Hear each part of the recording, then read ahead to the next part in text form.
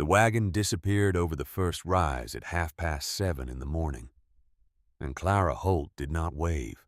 She stood beside the barn in her husband's old coat, the one she had taken to wearing 3 winters ago when Edmund died and she needed something large enough to put her whole self into. And she watched the wagon grow small against the brass-colored grass of the Wyoming high plains, until it was a dark speck and then nothing at all. The sky was enormous and pale and indifferent. The wind came from the northwest the way it always did, constant and without mercy, bending the grass in long, slow waves that traveled east, like the memory of something that had already passed. Clara was 63 years old. She had lived on this quarter section of Wyoming soil for 15 years. She had survived 2 summers when the rain did not come, and 1 spring when the creek flooded, and took the fence lines, and 3 winters that the old-timers said were bad, but that Clara knew from her own records, from her own numbers written in her own hand every morning and every evening without exception, were only the beginning of what this country could do. She had buried her husband in the earth of this place 3 years ago, and had stayed. She had watched her son Callum grow from a young man with ambitions into a man of 42 who worked in Chicago and believed that facts were things other people invented. The wagon was gone. Callum had left her $12 in coins and small bills tucked into an envelope under the loose floorboard in the northwest corner of the barn. He had left it with a note written in his careful hand. She had read the note once standing in the barn in the gray pre-dawn light, while Callum was still loading the last of his things onto the wagon. She had read it once and then folded it precisely along its original creases and placed it back in the envelope and set the envelope back under the floorboard. The note said, "When you are ready to admit I was right, use this for the train ticket to Chicago. You will be dead before Christmas if you stay. There is nothing left to prove here. Come before the cold takes you." Clara stood at the fence line and looked at the empty road for another long moment after the wagon had disappeared. Then she turned and walked back toward the barn. Her knees gave their usual opinion about the cold morning. She had learned not to argue with her knees. She had learned simply to keep moving, which was the same thing she had learned about most difficulties in 15 years on this land. She went into the barn. It was 20 feet square, tight-jointed, solid. Edmund had built it the first month they arrived back when he was still a man who believed that if you built the right thing in the right way, it would outlast everything that tried to destroy it. He had been right about the barn.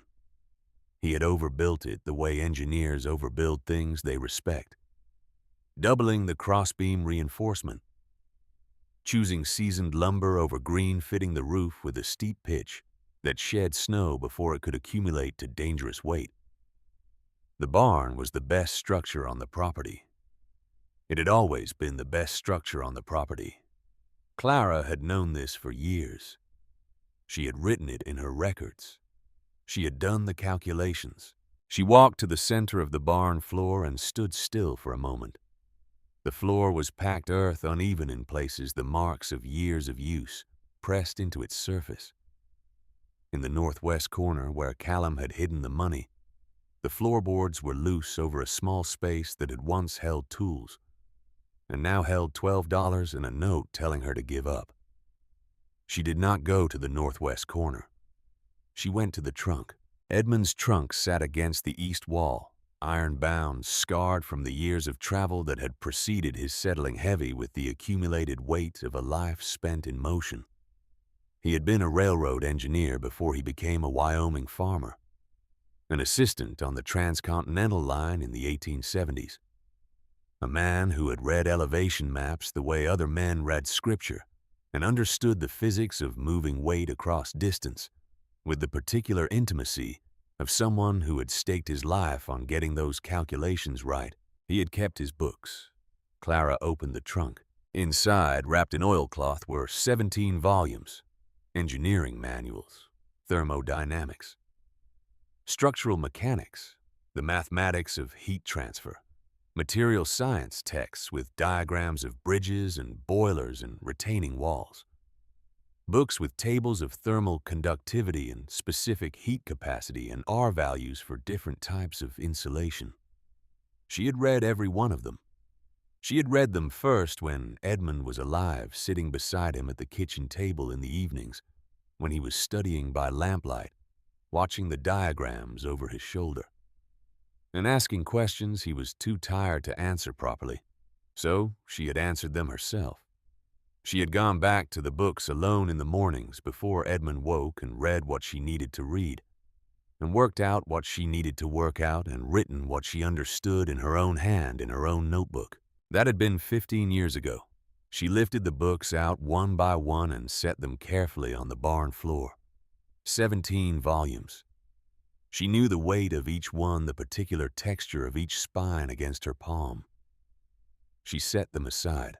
At the bottom of the trunk, wrapped in a separate piece of cloth, was Edmund's personal journal. His professional journal, not the engineering texts, but his own handwritten record of calculations, observations, questions he had never answered. She had not opened it since his death. She had not needed to. She set his journal aside, and there in the very bottom of the trunk was what she had actually come for. Her own journal. Not one journal. 9 of them bound with a piece of twine. 9 identical leather notebooks that she had filled over 15 years with the most careful, systematic, relentless record of observation she knew how to make. Every morning at 6. Every evening at 6. 2 readings per day without exception. Temperature inside the cabin. Temperature outside. Wind direction and estimated speed. Precipitation. The behavior of the animals, particularly the burrowing animals, the badgers and prairie dogs, and foxes who lived in the ground and survived Wyoming winters that killed cattle and broke iron. Clara lifted the 9 journals out with both hands. She carried them to the center of the barn floor and sat down cross-legged, her knees objecting and then accepting, and she opened the oldest journal to the first page. September 15th, 1872. Arrived. Temperature at arrival 68 degrees Fahrenheit, wind from northwest. Edmund says this land will break you if you let it. I intend not to let it. 15 years ago to the day. She sat on the barn floor and she turned pages for 2 hours. She was not reading for the first time.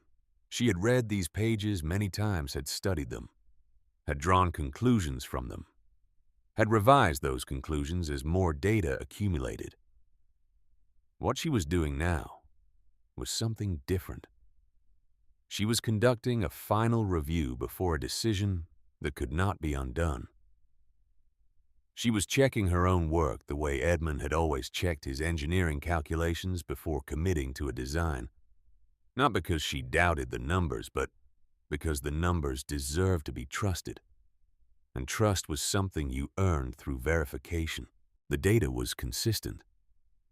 The data had always been consistent. That was the nature of data collected carefully over a long period of time. It did not lie. It did not change its mind based on how cold you were or how tired you were, or whether your son had just driven away in a wagon and left you $12 and a note that said you would be dead before Christmas. February 14th, 1874. Outside temperature, -8 degrees Fahrenheit. Inside cabin temperature, 43 degrees Fahrenheit, with stove burning continuously consuming approximately 12 pounds of wood per hour. Wind from northwest sustained at 30 miles per hour. Then the entry she had made 4 days later. Examined badger burrow in east pasture. Entrance faces southeast, shielded from prevailing wind. Depth approximately 4 feet. Temperature at terminus 46 degrees Fahrenheit. Outside temperature 22 degrees Fahrenheit. Differential 24 degrees. No heat source. Insulation is the earth itself. She had written that in 1874. She had been 49 years old, and she had understood something that morning crouched at the entrance to a badger burrow, with a thermometer that most people on this high plain would never understand, because they never thought to ask the question the data was answering. March 3rd, 1876. Conclusion. Preliminary cabin design is fundamentally flawed. Volume too large for available fuel. Surface area to volume ratio unfavorable. 6 windows create thermal bridges. Log construction, though structurally sound, provides minimal insulation. Estimated R value approximately 8. Insufficient. August 12th, 1887. 1 month ago. Final conclusion, alternative approach required. She had drawn a diagram on that page. A cross-section of the barn. The existing timber walls shown as thin black lines. Then 3 feet out from those walls, another line thick and shaded labeled earth mass, compacted sod minimum 36 inches. Between the 2 walls, a gap of 2 feet labeled air cavity convection barrier. She had calculated the thermal performance. The earth would provide mass. The air would provide resistance. Together, they would create an R value of approximately 40. The cabin had an R value of 8. The difference was not incremental. It was categorical. The barn was 20 by 20 feet, 400 square feet. Low ceiling approximately 9 feet at the peak. 3,000 cubic feet of air to heat. The cabin was 30 by 40 feet high ceilings, 6 windows, 10,000 cubic feet. The math was simple. The cabin was a losing game. The barn was possible. Clara closed the journals. She sat for a moment with her hands resting on the leather covers, all 9 of them stacked beside her on the earth floor of the barn. 15 years of mornings and evenings. 15 years of numbers that she had written down, because she believed that if you paid attention carefully enough and long enough, the world would tell you what it was. She stood up. Her knees made their usual complaints. She picked up the journals and carried them to the shelf she had built against the east wall. The shelf where she kept her lamp and her matches and the small iron pot she used for morning coffee. She set the journals there beside Edmund's 17 engineering texts. Then she walked to the equipment shed. The sod cutter was a heavy iron implement designed to be pulled by a team of oxen. Clara stood looking at it for several minutes, turning the problem of it over in her mind, the way she turned all problems, examining it from different angles, looking for the principle that would make the impossible merely difficult. She had no oxen. Edmund had sold them in the spring before he died, when he was already sick and knew it, and was making what he called practical decisions and what Clara called preparation for leaving. She walked to the woodpile and selected the longest, straightest piece of ash she could find. 6 feet long, thick as her wrist. She carried it back to the equipment shed and studied the harness points on the sod cutter for a long time. An hour later, she had a system. She drove an iron stake into the ground 50 feet north of the barn. She attached a rope to the stake and threaded it back through a pulley she had salvaged from the old well mechanism that Edmund had rebuilt in 1879 and that had stopped functioning properly in 1883. The ash branch became a lever wedged against the cutter's frame at a precise angle she had calculated to maximize mechanical advantage given her weight and the resistance of Wyoming sod. She positioned the blade at the starting point. She pulled. The cutter resisted. The earth held.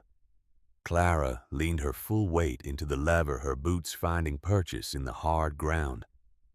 Her back straight, her arms extended, and she felt the blade bite.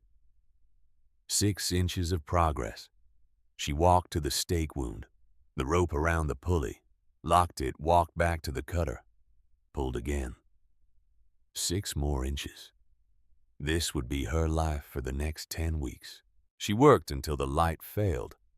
By sunset, she had cut a strip 12 feet long. She used Edmund's old spade to section it into bricks 2 feet long, 1 foot wide, 4 inches thick. She lifted the first brick. 50 pounds of earth and grass, and roots dense and heavy and smelling of soil. And something older than soil. Something that had been pressed into the ground over thousands of years by the weight of wind and rain, and the slow insistence of grass growing and dying and growing again. She carried it to the barn and set it on the ground exactly 3 feet from the north wall. Then she went back and got another. By dark, she had moved 18 bricks. Her hands were raw at the base of every finger. Her shoulders burned with a deep heat that was not the same as the heat of the stove, but was related to it, the heat of muscles asked to do more than they had recently been asked to do. She had covered perhaps 6 linear feet of the wall she needed to build. She needed 2,000 more bricks. Clara heated water over the small cast-iron stove and cleaned her hands, pressing the cloth carefully into each abraded place, taking inventory of the damage without sentiment. She ate cornbread and dried meat sitting at the small table she had moved into the barn's interior corner the previous week. When she had begun to understand that she would not be sleeping in the cabin this winter, she lit the lamp and opened the most recent of her journals. September 15th, 1887. Callum departed at 7:30. Construction begins. Leverage system functional but inefficient. Output 18 bricks in 6 hours. Required daily output to complete north and west walls before freeze 22 bricks. Adjustment required. She closed the journal. Outside, the wind pressed against the barn walls with the steady, patient pressure of something that had been doing this for a very long time and was prepared to continue. The timbers flexed slightly and settled. Cold air seeped through the gaps in the chinking, the same gaps she had been meaning to address since spring. The same gaps that were part of the reason she was sitting in a barn instead of a cabin, planning to wrap the entire structure in 3 feet of compressed earth. She could spend $12 on a train ticket, or she could spend 10 weeks building a wall. Clara banked the fire and lay down on the bedroll she had arranged in the corner. She was beginning to think of as her room, though it had no walls yet, and only the borrowed privacy of darkness. She pulled the blankets up. The cold settled around her. She did not sleep immediately. She lay on her back in the dark and thought about the calculations, running them again in her head. Not because she doubted them, but because the repetition of them was a comfort. The way certain people repeated prayers. R value of 40. 3,000 cubic feet. Thermal mass. Air gap. Convection barrier.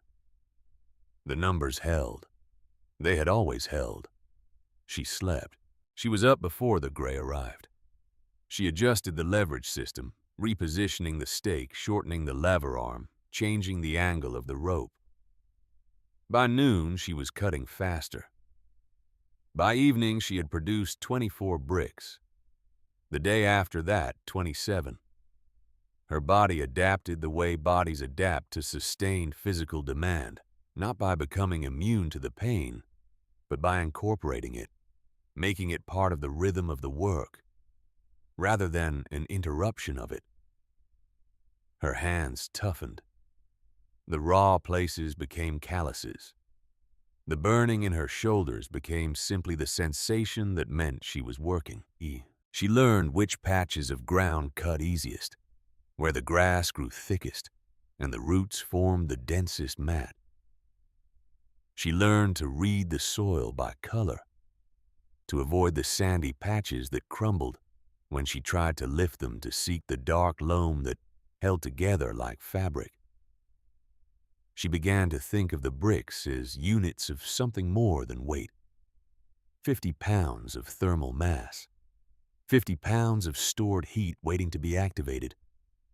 50 pounds of the argument she was making against winter.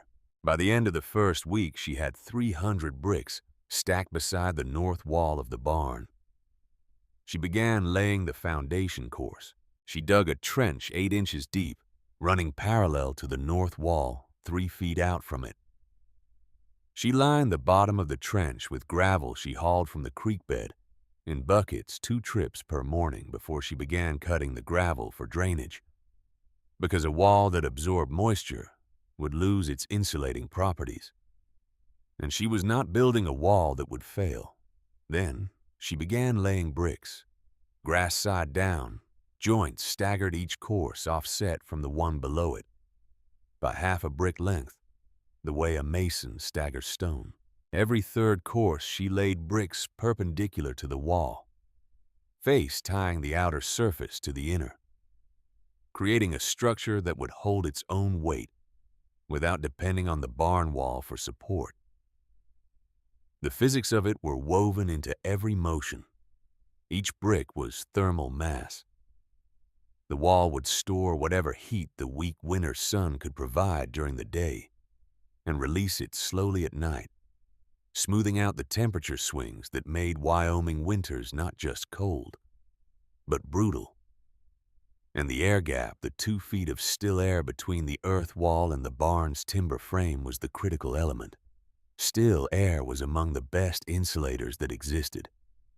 Moving air stripped heat from surfaces. A 30-mile-an-hour wind could pull warmth through a log wall 20 times faster than still air. The air gap made the wind irrelevant. Clara had calculated this. She had been calculating it in various forms since 1874, since the morning she had crouched at a badger burrow in the east pasture with a thermometer, and understood something that had not been written in any book she had access to, but that was nonetheless true. Demonstrably, measurably, irrefutably true. The earth was warmer than the wind. It had always been warmer than the wind. She was simply going to put that fact to use. On the morning of September 29th, 2 weeks into construction, she had her first visitor. Earl Stratton rode up just after sunrise. He was 67 years old, a man who had been on this frontier for 4 decades, and who showed every one of them in the architecture of his face, the deep lines in the weathered color, and the particular stillness of someone who had survived enough bad seasons to stop being surprised by difficulty. He owned the largest ranch in the valley, 3,000 acres, and 200 head of cattle, a stone fireplace and glass windows, and 2 ranch hands who earned their wages doing the work that keeps a large operation functioning through the kind of winters that made lesser operations disappear. He had built half the cabins in the territory. He knew construction the way Clara knew thermodynamics from the inside out from years of practice and a few hard lessons. He dismounted and walked slowly around the barn, studying what Clara had built. The foundation trench was complete. The north wall stood 4 feet high, a dense, organic-looking mass of compressed earth.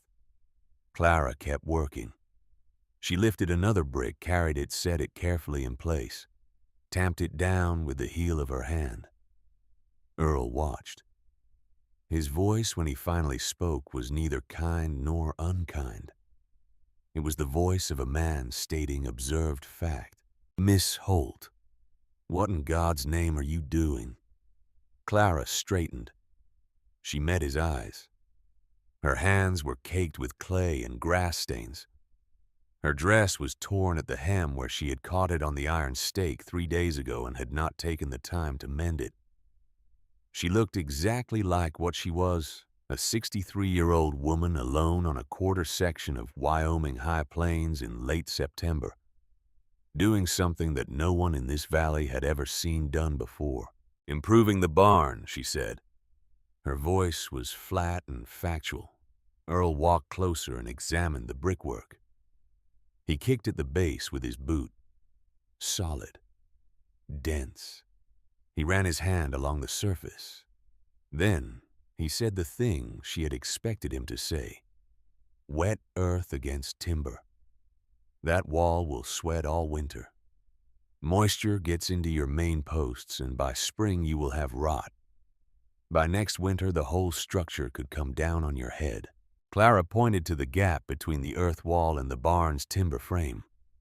Airspace, she said. 2 feet. Moisture will not cross it. Earl made a sound that was not quite a laugh. It was the sound of a man encountering something he considered both wrong and beneath serious argument. He shook his head. The gesture was not mocking. It was something worse than mocking. It was the slow, settled certainty of 40 years of experience dismissing 45 minutes of someone else's inexperience. He told her the sod was for houses with people and fires to keep things dry, not for wrapping around a barn. He told her the weight alone was a structural risk. He told her that she needed to understand what Wyoming January looked like from inside a properly built structure. Then his voice softened slightly, and that was the worst part. The softening, because it meant he had moved from assessment to pity. My wife could use help. Helen is getting on in years. You would have a warm place and 3 meals. Honest work. Clara did not look at him. She bent and lifted another brick. I am fine here, Mr. Stratton. Earl sighed with the particular quality of a man who has done what he could. He climbed back on his horse. Suit yourself. But do not come to me when those walls start to weep. He rode away. Clara watched him go. Then she set the brick in place and reached for another.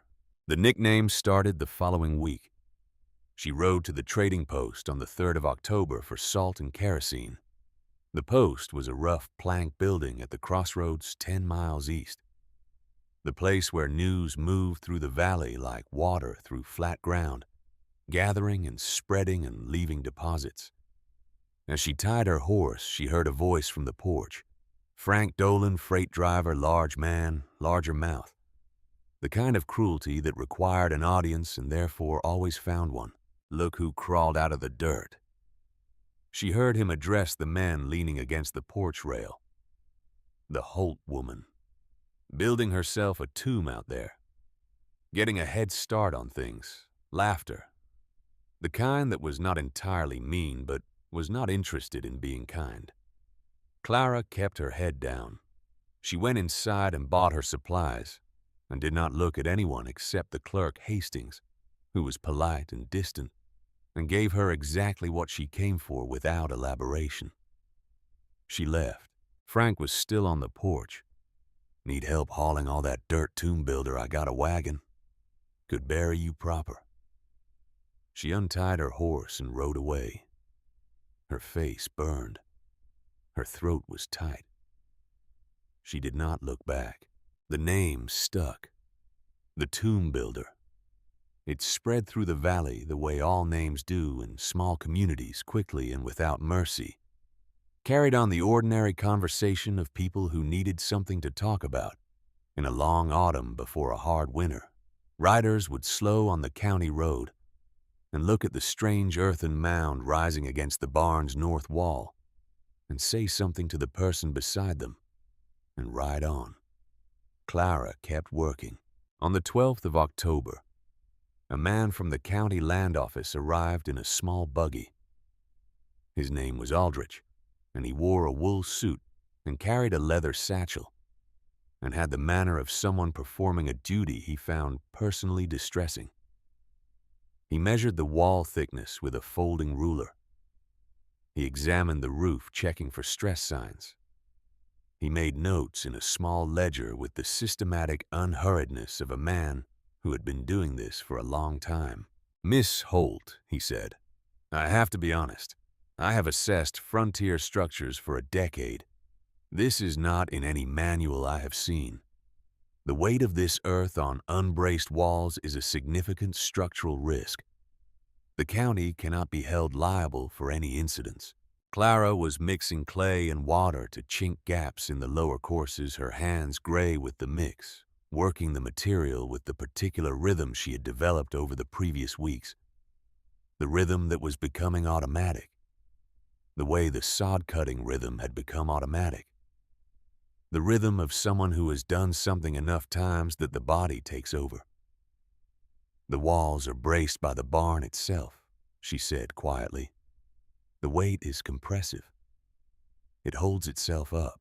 Aldrich peered at her over his spectacles. Are you an engineer, Miss Holt? She looked at him. Mud on her hands, dirt under her nails. 63 years old, gray hair, bad knees. Standing in a Wyoming barn in the middle of October. I am someone who pays attention, she said, and does the math. Aldrich made another note in his ledger. His face was not unkind, but it had already decided. He told her he would have to file a report noting the unconventional and potentially hazardous nature of the structure for the record. He climbed back into his buggy. He did not know as he drove away with his notes and his professional assessment that he would be back, that his second visit would produce a very different document, that the document he would eventually write about this structure would travel farther than he had ever traveled in his life. But that was later. That was February. Clara went back to work. The days shortened. The temperature began its long, reliable drop a degree or two per day, the cold coming in like a tide that knew exactly where it was going. October gave way to November. The first light snow fell on the 8th, a dusting that melted by noon, a courtesy warning before the real thing arrived. Clara worked faster. Her output climbed. 30 bricks per day, 35. She was running the system with the focused efficiency of someone who understood the calendar and had no margin for sentiment. The north wall reached full height, 10 feet, 3 feet thick, a fortress of earth. She started on the west wall. The wind came from the west and north. Those were the directions that mattered. The south and east could remain open. She had already partitioned off a corner inside the barn, 10 feet by 10 feet, just large enough for a bed and a stove, and a table small enough that the heat she could generate with limited fuel could maintain a livable temperature. She had done the calculations. By the 18th of November, both walls were nearly complete. The structure looked strange organic, as though the barn were being slowly absorbed back into the landscape, returning to the earth it had been lifted from. The lines were rough, not the clean geometry of timber and plank. It looked ancient. It looked primitive. It looked like a burial mound. Clara stood back one evening and let herself see it the way the valley saw it. She heard Frank Dolan's voice in her mind. She heard Earl Stratton's slow dismissal. She heard the laughter from the porch of the trading post, the sound of people who had made up their minds before looking at the numbers. She opened her journal. She reviewed her calculations. The numbers did not care what the structure looked like. The numbers did not care about Frank Dolan or Earl Stratton, or the note still sitting under the floorboard in the northwest corner of this same barn. The note that said she would be dead before Christmas. The numbers said this would work. She had been living with these numbers for 15 years. She had watched them prove themselves correct in small ways in badger burrows and storm cellars, and the behavior of animals that had evolved over thousands of years, to know things about cold and earth that the people building log cabins on this high plain had never thought to ask about. The numbers had never lied to her. She had never given them reason to. On the night of November 21st, she woke to a sound outside the barn. Footsteps, quiet, deliberate. Clara lay still and listened. Her heart was steady. She had long since made peace with most of the fears that the night carries for a woman alone on an isolated property. Not because she was unafraid, but because she had found that fear without action was simply waste and she had no fuel to waste. She crept to a knothole in the timber wall and looked out. Two men. One was Frank Dolan, unmistakable even in shadow, big and deliberate in his movements, a man who took up a lot of space and knew it. The other was younger, thinner, someone from town she did not recognize. They were at her woodpile. They were loading wood onto a small cart, not taking everything, just enough to hurt, just enough to matter. She heard Frank's voice carry on the still air. She will not need it anyway. Probably frozen solid in her little tomb by February. We are practically doing her a favor. One less thing to haul out come spring. They worked for 5 minutes. Then they left, pulling the cart away into the darkness without looking back. Clara stood motionless for a long time after the sound of the cart faded. Her hands were not shaking. She had noticed that about herself over the past 15 years, that the moments when other people shook were often the moments when she became most still. Edmund had noticed it too. He had called it her engineering mode, the state she entered when the problem was serious enough to require all of her attention and none of her agitation. She could ride to the sheriff in town. She could report the theft. She could stand in the sheriff's office with her gray hair and her muddy dress and tell a story about Frank Dolan in the dark. And she already knew with the same certainty she brought to her thermal calculations how that story would end. She did not ride to the sheriff. In the morning, she walked to the woodpile and counted what remained. She did the calculation. At her projected fuel consumption based on the thermal model she had been refining for 3 years and testing for the past 2 weeks, she had enough wood to reach late February. Before the theft, she had a margin of approximately 3 weeks beyond that. Now she had no margin. She stood at the woodpile in the cold November morning with the numbers arranged in her mind, clean and precise and honest. 0 margin. No room for error. No room for a calculation that turned out to be slightly wrong. No room for a storm longer than she had modeled. No room for a seal that failed, or a gap that let in more cold than she had anticipated. Clara walked back to the barn. She sat at her small table. She opened the journal to a fresh page. November 21st, 1887. Fuel supply reduced by theft. Estimated loss 1/4 cord. New margin 0. The math still holds. The wall must perform as calculated. No variation permitted. She looked at the words for a moment. Then she wrote one more line. Proceed. She closed the journal and went back to work. By the 24th of November, both walls were complete. The north face and the west face of the barn were encased in earth, 3 feet of compressed sod that had hardened in the cold to something approaching stone. The surface was rough, already acquiring the dark, permanent look of something that had always been there. The total cost in cash was 0.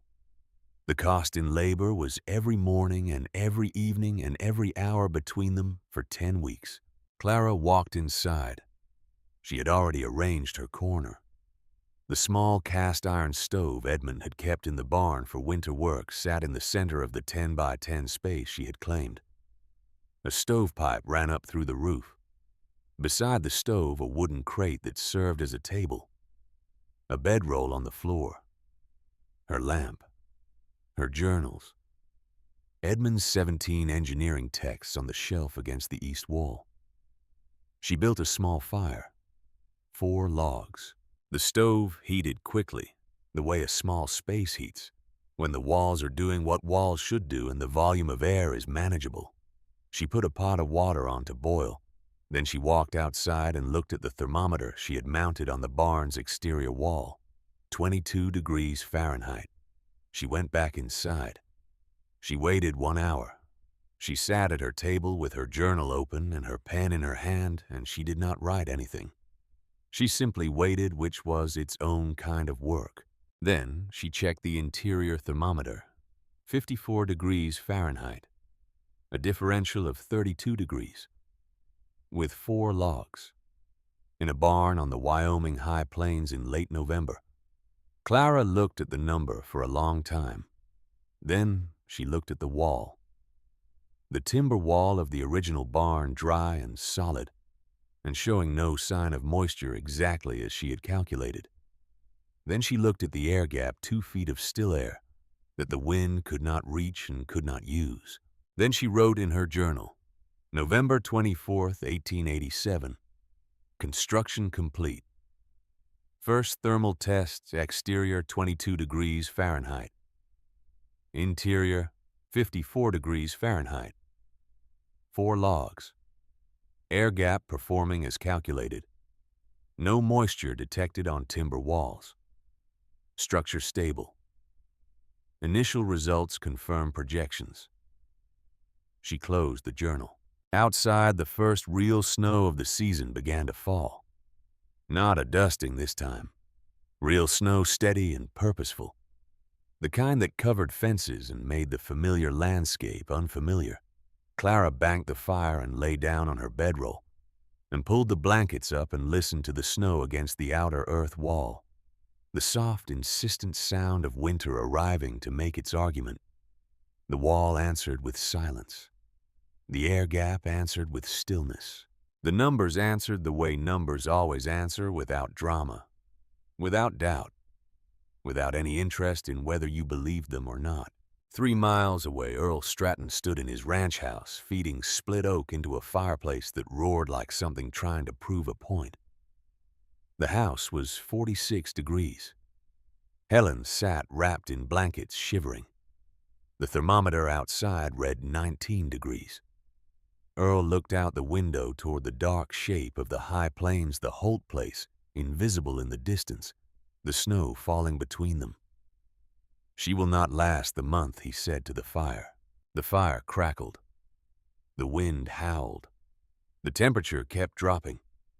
And in a barn 3 miles away, in a space 10 feet by 10 feet wrapped in earth and still air, a 63-year-old woman with a journal full of 15 years of numbers lay in 54 degrees and slept. December came in cold and stayed cold.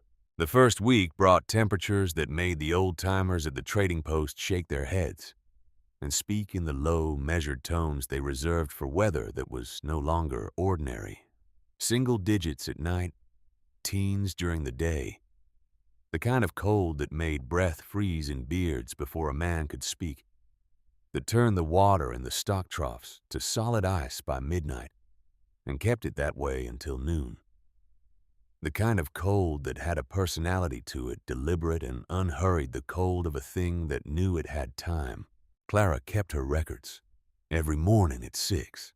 Every evening at 6. 2 measurements per day without exception, the same discipline she had maintained for 15 years. Because the value of data was in its consistency, and consistency was a choice you made before you needed it, not after. December 1st. Outside temperature 8 degrees Fahrenheit. Inside 52 degrees Fahrenheit. Wood burned 6 pounds, 4 logs of split cottonwood. Wind from northwest sustained 20 miles per hour. December 2nd. Outside 4 degrees Fahrenheit. Inside 53 degrees Fahrenheit. Wood burned 6 pounds. Wind from northwest sustained 25 miles per hour. December 3rd. Outside 2 degrees Fahrenheit. Inside 54 degrees Fahrenheit. Wood burned 7 pounds. Wind from north gusting to 30. The pattern was clear, and it was exactly what she had predicted. As the outside temperature dropped, she added slightly more fuel, but the relationship was not linear, and it was not desperate. She was burning 7 to 8 pounds of wood per day to maintain temperatures in the low 50s. She did the math as she always did, as a kind of morning prayer. The arithmetic of survival laid out in her head before she rose from the bedroll. 7 pounds per day. 50 pounds per week, 200 pounds per month. She had approximately 1,500 pounds of wood remaining inside the barn, protected from theft and weather by the barn walls themselves. 3 months of fuel at this rate, perhaps 4 if she was careful. The winter would demand 5 months. But she was not worried. Not yet. Because the wall was doing something she had predicted, but had not quite believed until she could see it in the numbers on the page. It was storing heat. On sunny days, even the weak, low-angle winter sun of Wyoming. December, the exterior surface of the sod wall would warm slightly. Dark earth absorbed radiation. That stored warmth migrated inward through the 3 feet of compressed mass, slowly taking hours to penetrate the full depth. By evening, by night, the interior surface of the sod was radiating that captured warmth back into the air gap, and through the air gap into the barn itself. The system was not just insulating, it was buffering, smoothing the brutal swings between day cold and night cold into something the small stove could manage without working at its limits. On December 8th, she noticed something she had not fully anticipated. The interior temperature was rising without any increase in fuel consumption. She was burning the same amount she had burned the previous week, but the temperature inside her small space had climbed to 56 degrees, and then to 57. She checked her notes. She examined the structure. Then she understood. The earth wall was seasoning. As moisture left the compressed sod, the thermal performance improved. Dry earth insulated better than wet earth by a measurable factor she had found in one of Edmund's material science texts 3 years ago. A number she had incorporated into her calculations, but had wondered privately whether field conditions would match laboratory values. They matched. They matched closely enough that she sat at her small table for several minutes without doing anything except looking at the interior thermometer and allowing herself to feel the particular quality of satisfaction that comes when the world confirms what the numbers said it would do. She was alone in a barn in the middle of Wyoming in the coldest December in 20 years. And the evidence was accumulating. 3 miles west, Earl Stratton was burning wood like a locomotive. He had 2 ranch hands that winter, young men who earned their wages and their bunks and their 3 meals per day.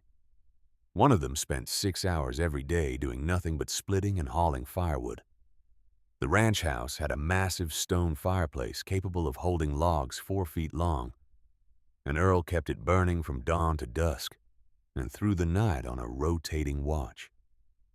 The heat was substantial, and the house was big, high ceilings and 3 rooms and windows on all 4 sides. Each window a place where warmth leaked out and cold pushed in. The interior temperature hovered at 46 degrees. Helen Stratton wore 2 wool sweaters and a heavy shawl at all times, even at the dinner table. She slept under 4 blankets. In the mornings, she could see her own breath until the fireplace had been burning for an hour. Earl burned through half a cord of wood every 3 days. He had laid in 20 cords for the winter, enough by every calculation he had ever used, every formula, built from 40 years of surviving on this high plain. At this rate of consumption, he would run out before March. And it was only December. Ruth brought it up at dinner on December 12th. The venison stew was hot, and the coffee was hot, and those were the 2 warm things in a room that was otherwise conducting a slow negotiation with the temperature outside. She set down her cup and looked at him the way she looked at him when she had already decided something and was only waiting for him to arrive at the same conclusion. Marcus, she said. She called him by his given name when the conversation was serious. We cannot keep burning at this rate. Earl chewed, looked at the fire. He had done the calculation himself every morning for a week. He knew the answer before she finished the sentence.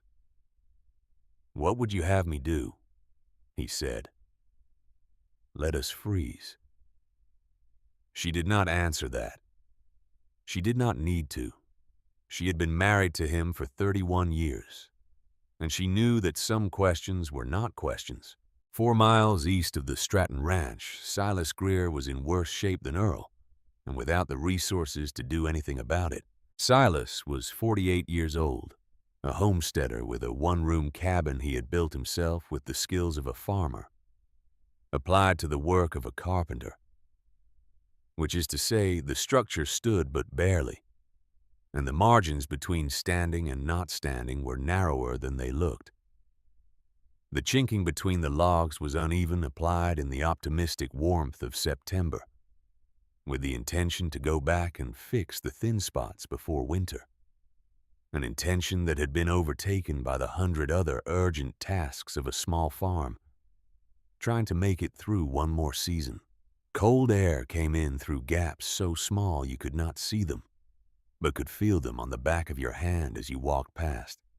The door fit poorly in its frame, a problem Silas had been planning to fix since the previous spring. They were burning a cord and a half per week, mostly green wood hauled from the creek bottom, where the cottonwoods grew wood that had been cut in October instead of the previous spring, and that produced more smoke than heat, because the moisture in it was still fighting the fire. The stovepipe was caking with creosote, narrowing from the inside, restricting the draw and reducing efficiency. The interior temperature of the cabin stayed around 40 degrees on good days and dropped below that on bad ones. Miriam Greer made the best of it, the way women in that country made the best of things that were not good, with competence and without self-pity, and with a constant, low-level attention to her 3 children. That was its own form of engineering. The engineering of keeping small bodies warm with inadequate resources. The oldest child was 12. The middle child was 8. The youngest was Grace, 3 years old, small for her age, with her mother's dark eyes and the particular vulnerability of the very young to cold that enters slowly and stays. On December 9th, Grace developed a cough, wet, deep, the kind that started in the chest and worked outward. Miriam watched it for 2 days with the attention of a woman who had seen this kind of cough before and knew what it could become.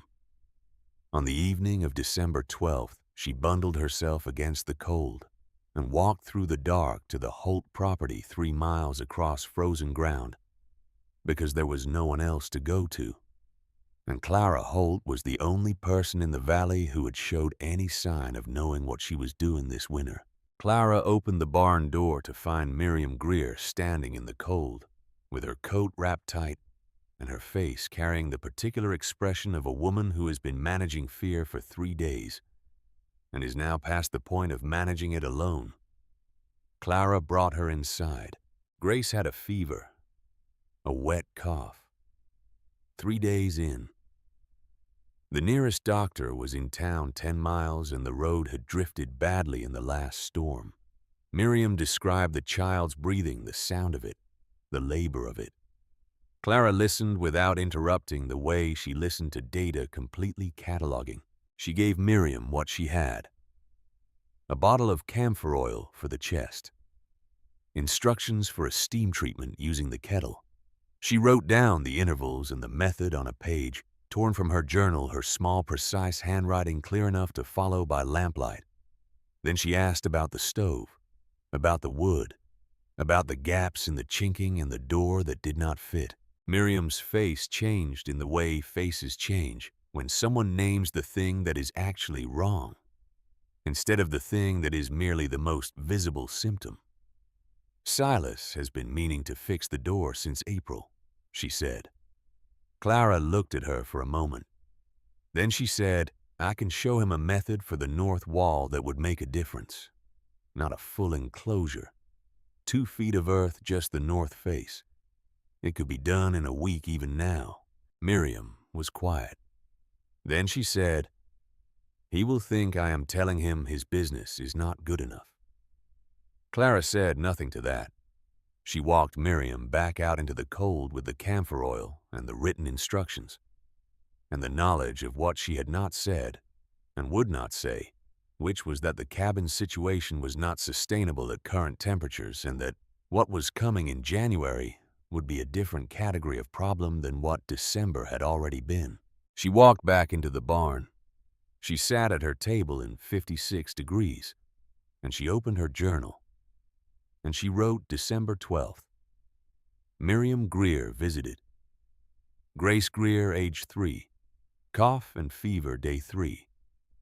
Cabin conditions inadequate. Proposed north wall modification. Proposal declined by circumstance. The numbers do not lie. But the numbers require someone to act on them before the problem arrives, not after it has already come through the door. She underlined the last sentence. Then she closed the journal and sat in the warmth of the small space and thought about what she had not been able to say, which was this, that she had been watching. This happened for 15 years. The gap between what the numbers showed and what people were willing to do about the numbers, and she had never found a way to close that gap with words alone. She had only ever been able to close it by building something. December continued its patient descent. The temperature dropped by small, reliable increments each day, the cold accumulating the way debt accumulates in amounts too small to feel in any single moment, but impossible to ignore when you looked at the full account.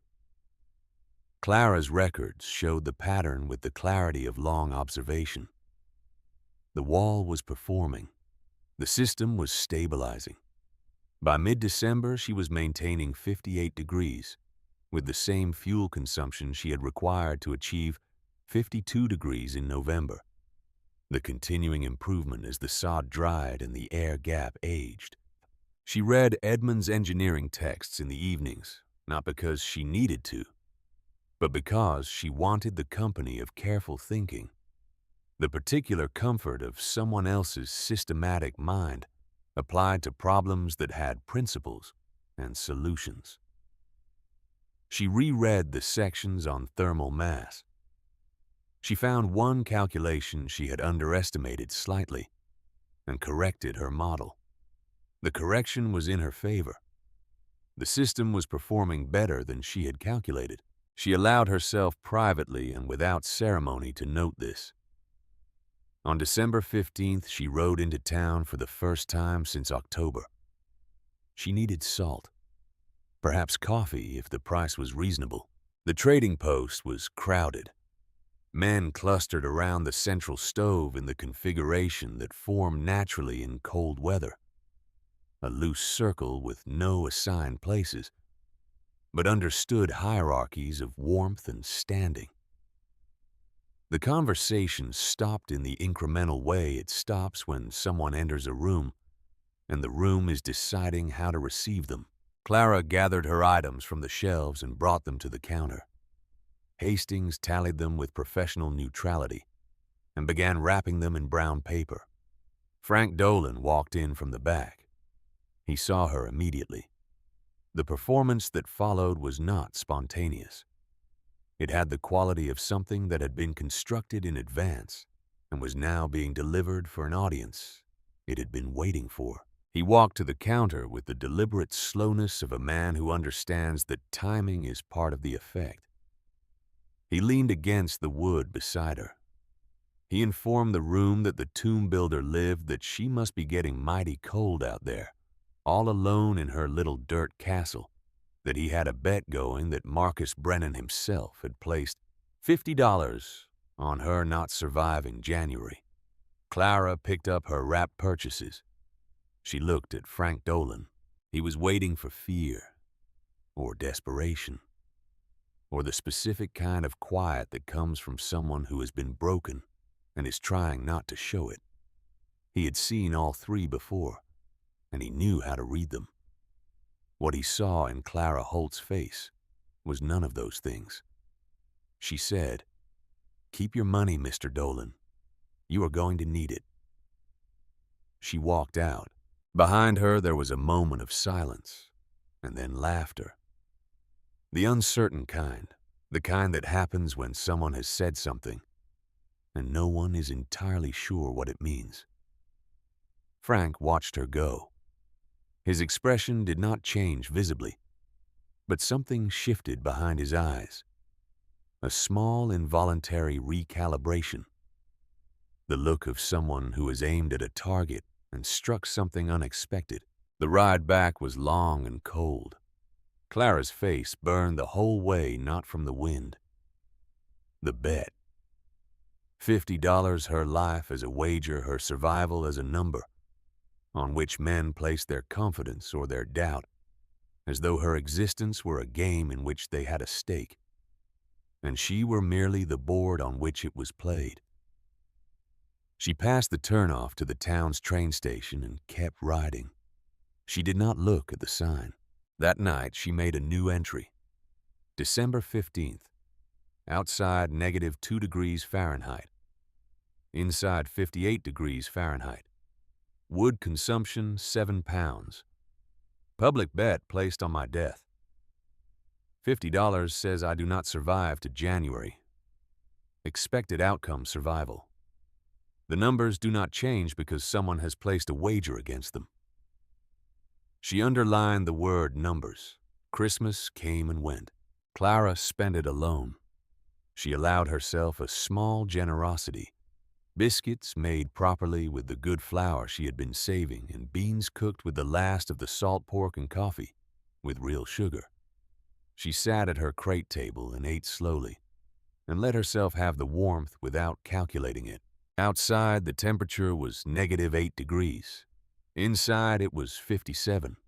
She thought about Callum in Chicago, probably working through the holiday because that was what factory work demanded, and what Callum had chosen over a Wyoming farm. She thought about Edmund, who had died in February of 1884, on a day much like this one, cold and clear and without mercy, and who had left her 17 engineering techs and a property with a mortgage and a cabin with 6 windows and an R value of 8. She thought about what he had known and what she had learned since, and whether those were the same thing or different things or something more complicated than either. She finished her meal, cleaned her plate, opened one of the engineering texts and read by lamplight until the fire had burned down to the kind of steady warmth that could carry her through the night without additional fuel. The year turned without ceremony. 1888 arrived. January began with a shift, not just colder, different. The cold of December had been dense and settled a weight pressing down from above.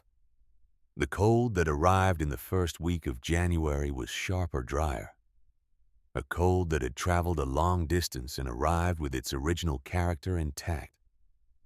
The cold of the Canadian plains moving south, without any of the moisture that normally accompanied it. January 1st. Outside -12 degrees Fahrenheit. Inside 56 degrees Fahrenheit. January 3rd. Outside -8 degrees Fahrenheit. Inside 55 degrees Fahrenheit. January 5th. Outside -25 degrees Fahrenheit. Inside 54 degrees Fahrenheit. The interior temperature was dropping, not dramatically, not in ways that crossed into danger, but measurably consistently in a direction. Clara increased her fuel consumption slightly, 8 pounds per day. Then 9. It held at 54 degrees. She reviewed her calculations. The wall was performing within its design parameters. There was simply a limit to what earth and air could do, a differential, beyond which additional mass could not fully compensate, and that limit was somewhere below -25 degrees outside temperature. She did not know exactly where the limit was. The books did not have data for this exact configuration. She was in territory that the engineering texts had not mapped, which meant she was working from principles rather than precedents, which was harder but not impossible, which was the story of this entire enterprise. January 7th. She woke to a different kind of silence. The wind had stopped. Clara sat up in her bedroll and listened. Nothing. No howl, no constant pressure against the earth walls, no creaking of the barn timbers under sustained lateral force. Just stillness. The kind of stillness that was itself a sound, the absence of something that had been present so long. Its absence was louder than its presence had been. She dressed and went outside. The air was shockingly cold, not the aggressive cold of wind, but a cold that was still and absolute. Each breath a small ordeal. Each inhalation introducing air into lungs that were not prepared for its temperature. The thermometer read -30 degrees. The sky was clear in a way that clear skies rarely are, every star close and distinct, the Milky Way a river of light overhead. The kind of sky that appears only when the atmosphere has been scoured of everything that interferes with seeing. She stood in it for 1 full minute. She looked north. The horizon in that direction was dark. But there was something in the air. A quality that was not visual exactly, more like pressure. The atmospheric feeling of something large, organizing itself at a distance. She had read descriptions of this in her father-in-law's journals, the notes he had kept as a young man, working railroad lines through the Rocky Mountain passes. Descriptions of a particular stillness that came before the worst storms. The atmosphere gathering itself the way a person gathers themselves before a significant effort. Clara went back inside. She checked her provisions with the systematic attention she brought to all critical assessments. Food adequate for 3 weeks. Water containers filled. Lamp oil. Matches. Stovepipe clear. She went to the woodpile and counted every log. Then she stacked it all inside. Every piece of exterior wood she had been keeping under canvas against the barn wall she moved inside now, hauling it in armload by armload until her arms stopped cooperating and she rested and then hauled more. She worked for 2 hours and then stood in the barn surveying what she had accomplished. The indoor woodpile was as large as she could make it. The barn door was sealed with the extra canvas she had prepared in November for exactly this contingency. She had thought about this moment since September. She had prepared for it with the same systematic attention she had brought to everything else. She sat at her table and wrote in her journal. January 8th. Atmospheric conditions suggest significant storm event approaching. Wind cessation at 3 a.m. temperature, -30 degrees Fahrenheit. All fuel relocated inside. Structure preparation complete. Estimated storm arrival 36 to 72 hours. The wall will be tested under conditions beyond any I have yet recorded. I have done what I can do. She closed the journal. January 10th. A slight warming. The temperature climbed to -10 degrees by noon, then to 0, then by late afternoon to an almost impossible +10 degrees above 0. Men came out of their cabins blinking in the thin winter sunlight, surprised by the relative warmth the way people are surprised by things that feel like mercy when they are actually something else. Children played in the snowdrifts. The mood in the valley, what she could observe of it from her barn, was something close to relief. Clara looked at the sky. The blue was fading at the edges, replaced by a color. She had no good word for a yellowish gray that sat at the horizon, like a bruise that had not yet decided to heal or worsen. The clouds were moving fast, too fast from the northwest, which was the direction that mattered. She barred the barn door from inside. She fed the stove 4 logs and watched the temperature climb to 60 degrees. She sat on her bedroll and waited. January 11th. Clear and warm, 18 degrees, almost no wind. The calm was absolute. Clara stood at the small gap in the barn wall she used for observing the weather and looked north. The sky in that direction had become the color of old bone.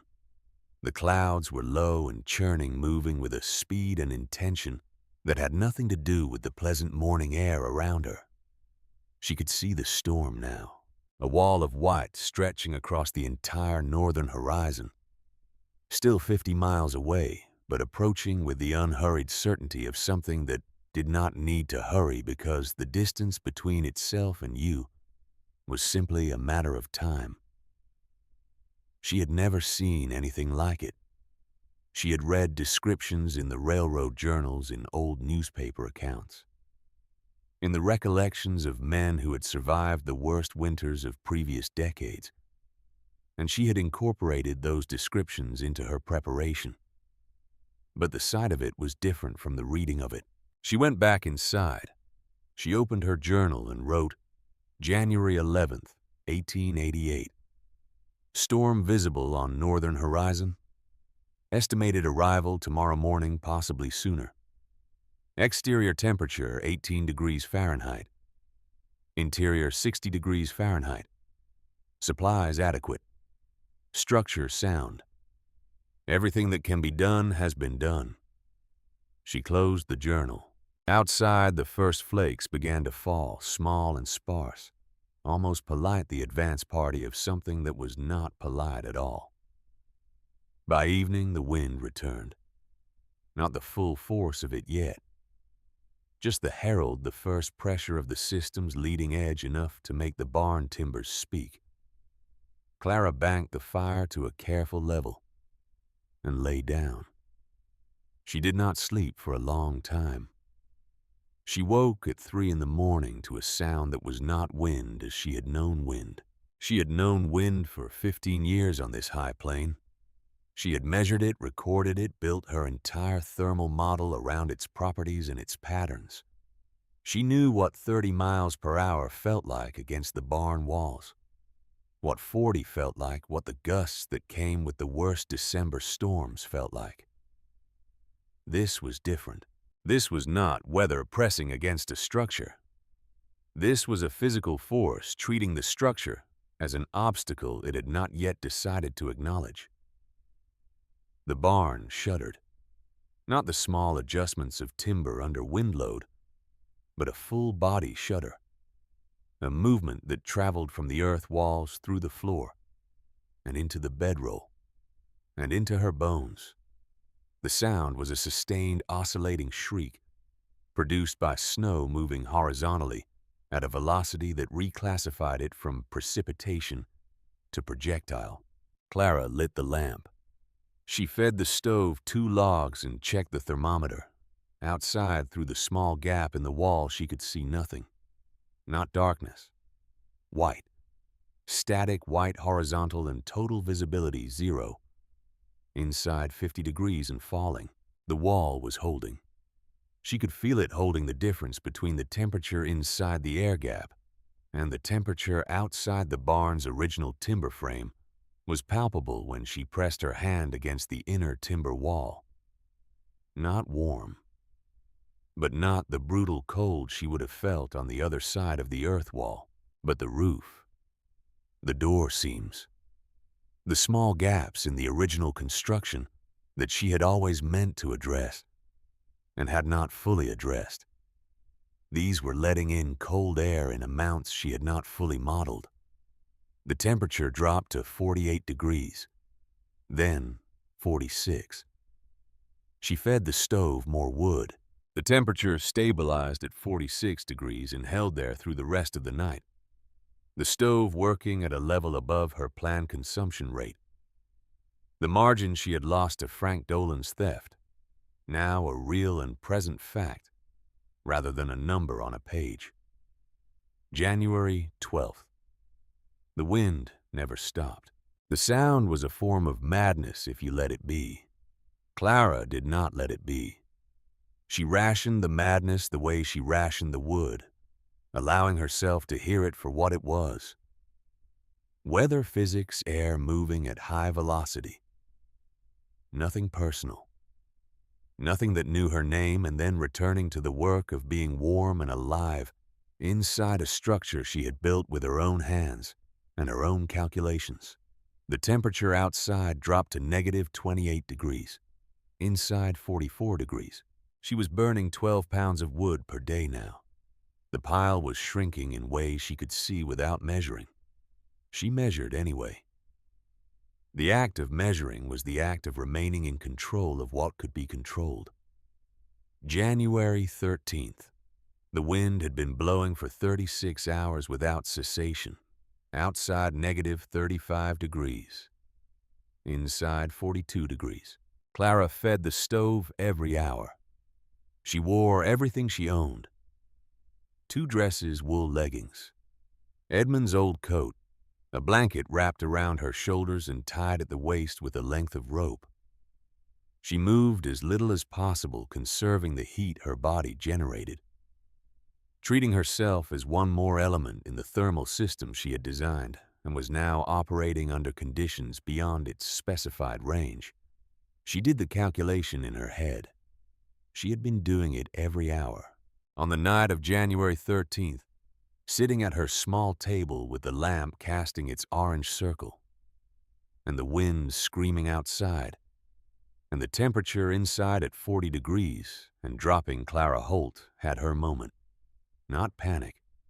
She had decided years ago that panic was a luxury she could not afford, and had removed it from her available options with the same deliberate economy she applied to everything. Not despair. Despair required giving up on the numbers, and she had not given up on the numbers. What she had was calculation. She stood up and walked to the woodpile. She counted. 62 logs, approximately 4 pounds each. 248 pounds of wood. At 12 pounds per day, she had 20 days of fuel. The storm was on its 2nd day. January had 18 days remaining. The math was close.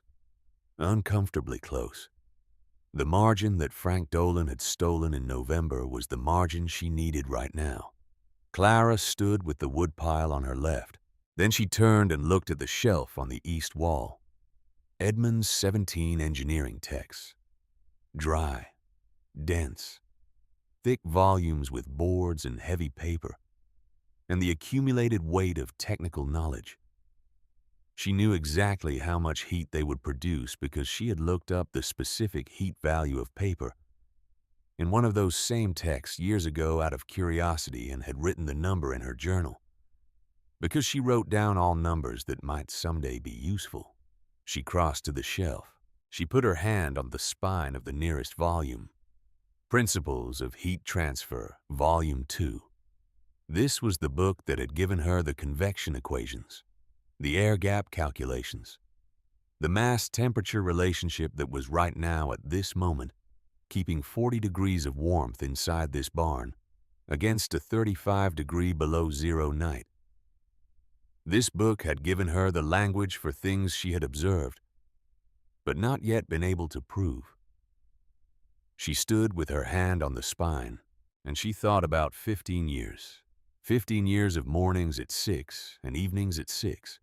15 years of numbers written in her own hand. The Badger Burrow in 1874, and the Storm Cellar. Data in 1876. And the 100 small observations that had accumulated into the understanding that the earth was warmer than the wind, and that this fact could be used by someone willing to pay attention to it long enough to know what to do with it. The books had not given her that understanding. They had given her the vocabulary to describe what she had already seen. The understanding was hers. It had always been hers. It lived in 9 leather journals on the shelf beside the engineering texts, and those journals were already inside her, were her.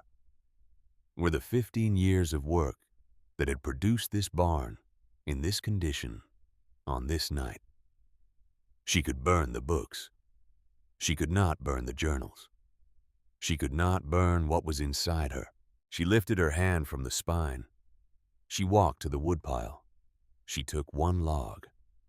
Not 2. 1. She carried it to the stove and opened the door and set it on the coals and watched the flame catch and climb. She closed the door. Inside temperature, 40 degrees. She was going to stay at 40 degrees through the worst storm in living memory on the fuel she had. Because the math said she could. And the math had not lied to her in 15 years. and she was not going to stop trusting it now. In the dark, in the cold, in the one moment when trusting it was the most difficult thing she had ever been asked to do. She wrapped herself in the blanket and sat down on the bedroll. She opened her journal. She wrote January 13th, 1888. Outside temperature, negative 35 degrees Fahrenheit. Inside 40 degrees Fahrenheit. Fuel remaining 62 logs. The calculation holds. I trust the calculation. The wall is holding. The system is doing what it was designed to do under conditions that exceed its design specifications. This is what the numbers look like when the stakes are real. She closed the journal. She put her hands flat on the floor on either side of her and pressed down, feeling the solid, packed earth, the ground that did not freeze at depth, the ground that had been holding the warmth of the previous summer in its mass for months, giving it back. Now through the floor, through the straw, insulation through the granite. Hard sod wall with the patient indifference of something that did not need to be believed in to be true. The wind screamed. The stove crackled with one log. Clara Holt, 63 years old, alone sat in 40 degrees and waited. The storm ended on the morning of January the 15th. The way very large things end, not gradually, but all at once, as though something enormous had simply decided it was finished and moved on to somewhere else. Clara woke to stillness, not the false stillness of January 7th, not the loaded quiet of a system gathering itself.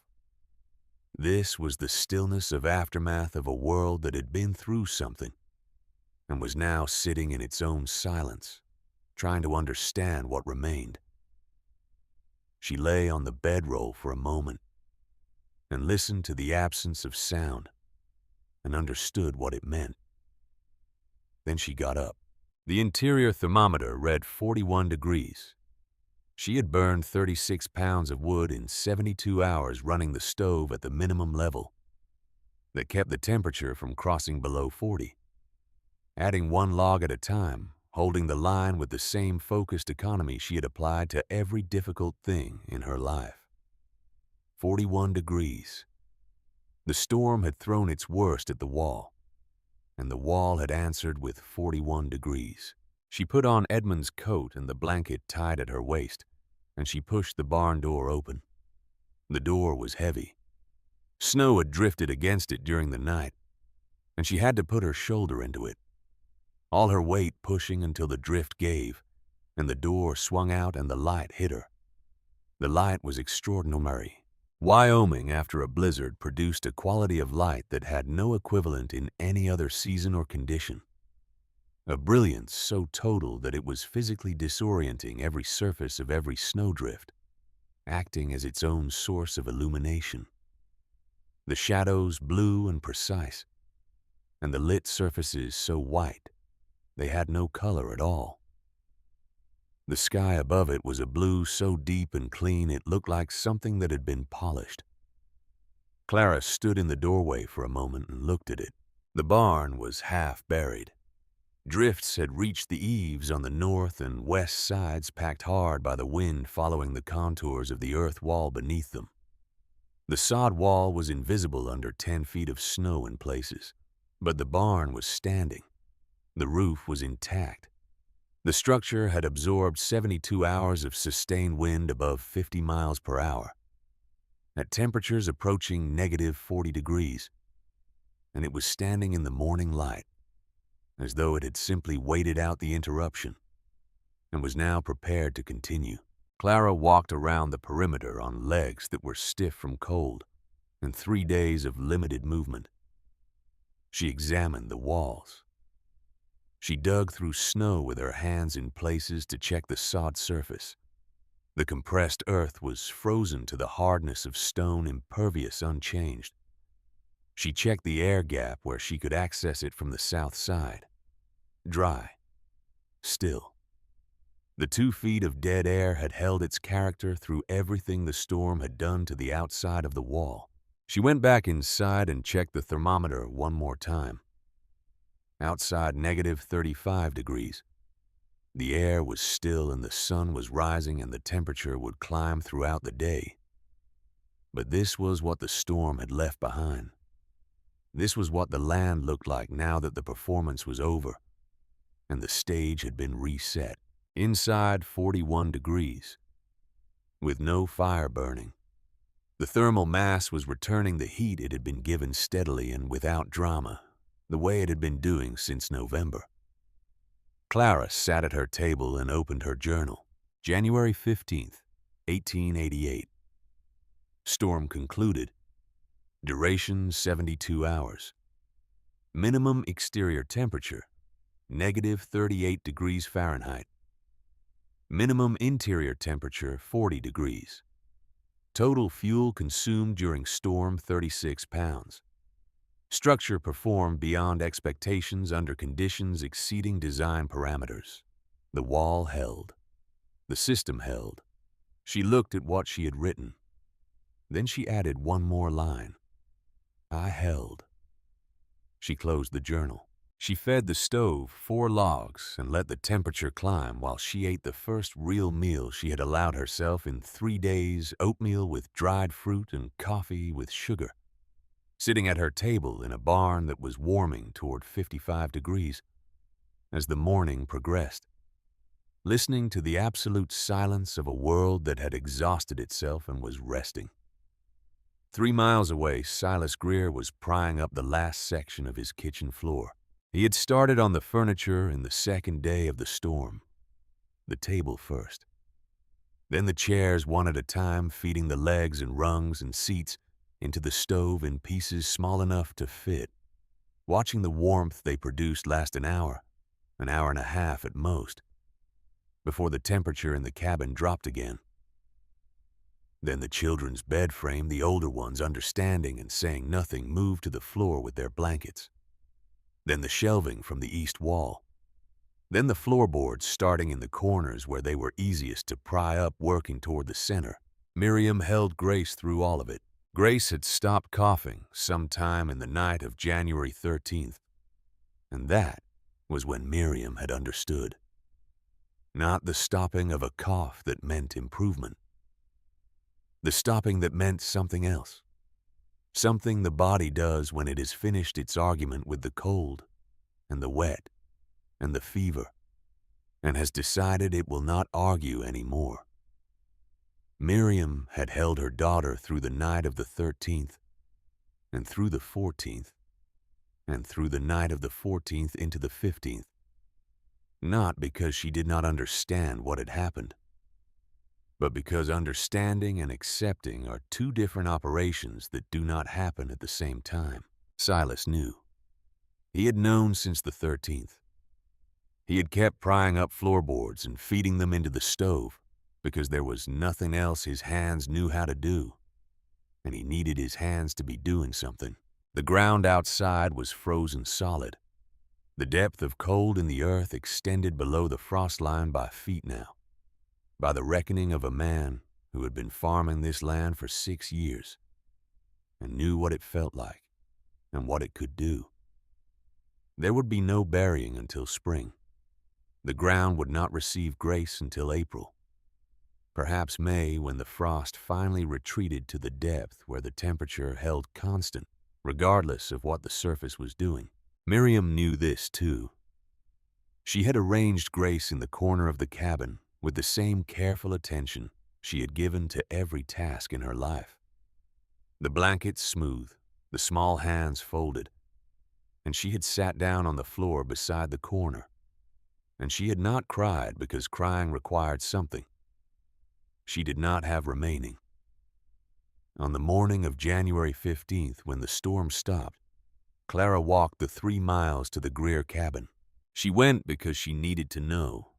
She had been thinking about Grace Greer for 3 days through the storm and the cold and the careful management of 40 degrees, thinking about the camphor oil and the written instructions she had sent back with Miriam.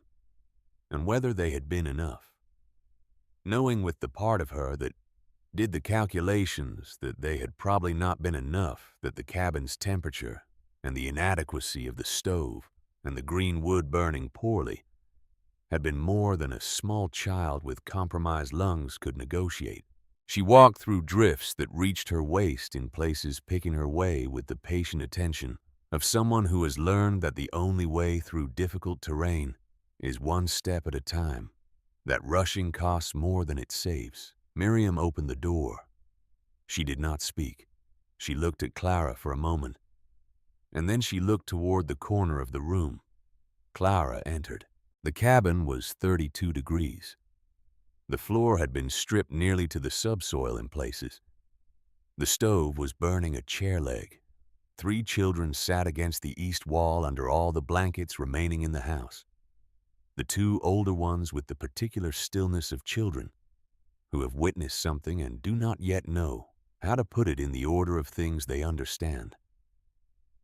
In the corner under a blanket, small and still. Clara stood for a moment. Then she crossed the room and sat down on the floor beside Miriam. She did not speak. There was nothing that words could do in this space at this moment that was worth doing. She sat beside Miriam Greer on the stripped floor of the stripped cabin, and she stayed there for a long time, long enough for the quality of the silence between them to change from the silence of strangers to something else. The silence of 2 women sitting with an unbearable fact and bearing it together, because there was no other way to bear it. After a while, Clara said, "When the ground thaws, I will help you." That was all she said. Miriam looked at her.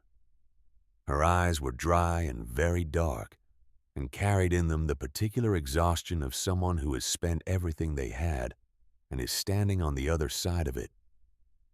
She nodded once. Clara walked back to her barn. She sat at her table and opened her journal, and she did not write anything for a long time. She sat with the pen in her hand and the page blank, and she thought about the gap between the numbers and the world, the way the numbers showed clearly what needed to be done, and the world did not always do it in time, and about the difference between being right and being useful, and about whether those 2 things were the same thing or whether you could be one without the other. Then she wrote January 15th continued. Grace Greer, age 3. Gone. The cabin temperature was inadequate. The wood supply was inadequate. The stove was inadequate. None of this was a surprise to the numbers. The numbers had shown it clearly for 6 weeks. The numbers needed a builder. She set down the pen. She looked at the 9 journals on the shelf. 15 years of mornings and evenings. 15 years of 2 readings per day. The Badger Burrow in 1874, and the Storm Cellar in 1876. And every observation between them and after them, everything the land had told her about the relationship between earth and air and cold and warmth. If you paid attention to it long enough to understand what it was saying.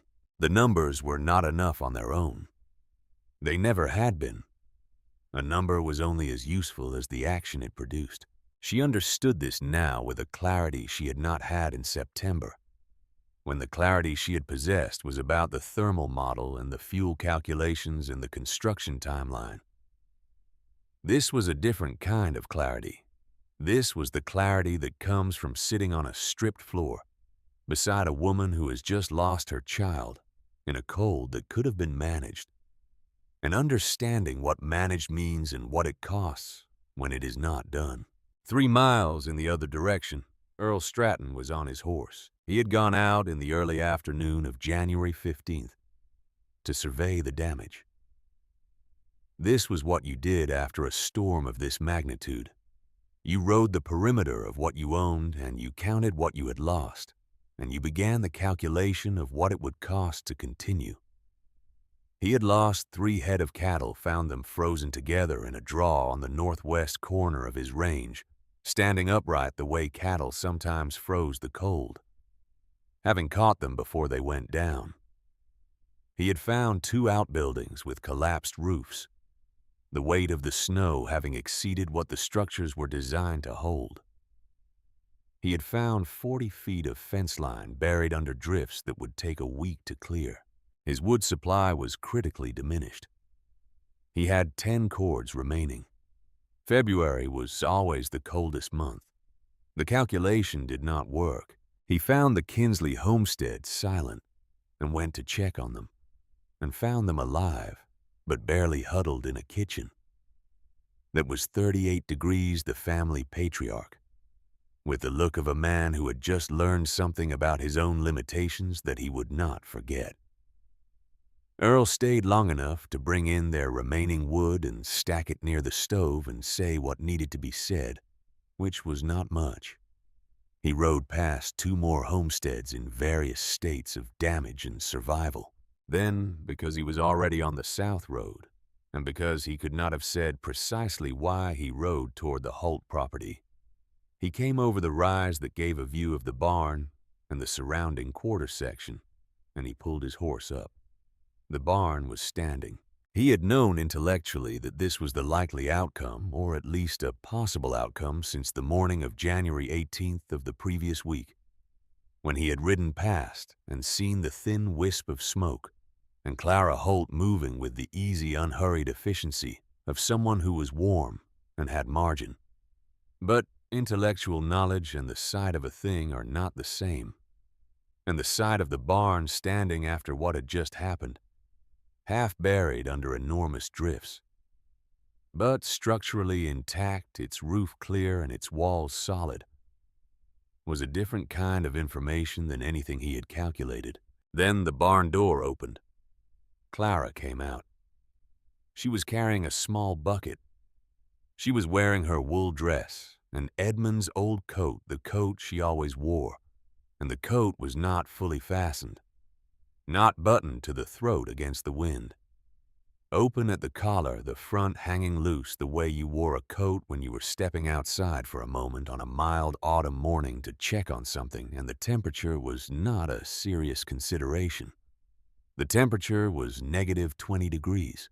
Earl sat on his horse on the ridge and watched Clara Holt walk across the snow in her loosely worn coat, unhurried, purposeful to a drift along the north wall, where she scooped snow into the bucket with a gloved hand, and then turned and walked back to the barn with the same unhurried ease.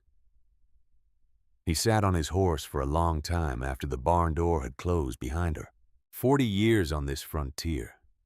40 winters, some of them bad, and some of them very bad, and some of them the kind that took people. He had built structures from the Dakotas to Colorado, had understood wood and stone, and the mathematics of heat loss. Since before this woman had ever come to Wyoming, he knew what 40 below zero looked like from inside a well-built structure. And he knew what it cost to maintain warmth. And he knew the number of logs per hour, and the cord per week, and all the calculations he had learned the way you learn things that your life depends on. He had never seen anyone do what he had just seen. He turned his horse and rode home, but the image stayed with him through the night, through the dinner he barely tasted, and the fire he fed mechanically, and the bed he lay in without sleeping. The unbuttoned coat, the unhurried walk, the bucket of snow taken without urgency or effort from the drift against the north wall, while the thermometer outside read 20 below zero, the thin wisp of smoke from the stovepipe, the same thin wisp he had seen in October and November and December. Never the thick, desperate smoke of a fire being frantically overfed. Always the controlled, adequate smoke of a system that was working as designed. He was burning 10 cords of wood and his house was 46 degrees. She was burning what he could not yet calculate but knew was far less, and she was going outside to collect snow for water in an unbuttoned coat. On the morning of January 20th, Earl Stratton loaded a quarter cord of his best split ash onto a sledge and drove it to the Holt property. He had told Helen he was making a charitable call, checking on the widow doing what neighbors did after a hard storm. Helen had looked at him the way she sometimes looked at him when she understood something about his motivations that he had not yet acknowledged to himself. And she had said that was a good thing to do and gone back to her mending. He pulled up 20 feet from the barn door and sat on the sledge for a moment. The sun was out. The temperature was -8 degrees warmer than it had been. He climbed down and walked to the barn door and knocked. The door opened almost immediately. Clara Holt looked at him with the calm, steady attention he had come to recognize as her default expression, the look of someone who was assessing a situation with the same systematic interest she applied to everything. She was wearing a simple wool dress, a shawl over her shoulders. Her hair was neat. Her face was healthy. Rested neither the paleness of someone who had been too cold, nor the flush of someone who had been working too hard to stay warm. She looked like someone who had spent the past week in a room at a comfortable temperature reading books. "Mr. Stratton," she said. "Miss Holt." He gestured toward the sledge. "Brought some wood. Thought you might be running low." Clara looked at the sledge. Quarter cord of prime ash, well seasoned the best he had. She looked at it the way she had looked at him, with assessment, taking in the information and placing it in relation to other information she already possessed. "That is kind," she said, "but I have enough." Earl looked past her into the small partitioned space visible through the open door. He could see the woodpile in the corner. Perhaps 60 logs, maybe a few more. He did the calculation in his head, the way he would have calculated any structure's fuel requirement. At normal consumption rates, that was 3 or 4 days of wood, 5 at the outside. "That will not last long," he said. "It will last until March," she said. Earl stared at her. He pulled his professional surveyor's thermometer from his coat pocket. The calibrated instrument he carried for assessment work, accurate to within 1 degree, the most reliable tool of its kind available in the territory.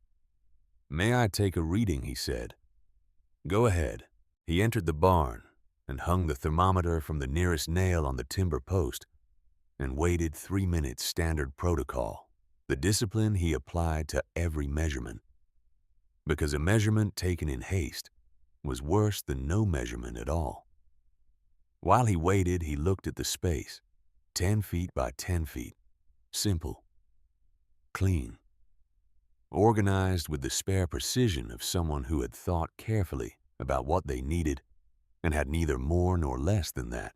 He touched the inner surface of the barn's original timber wall.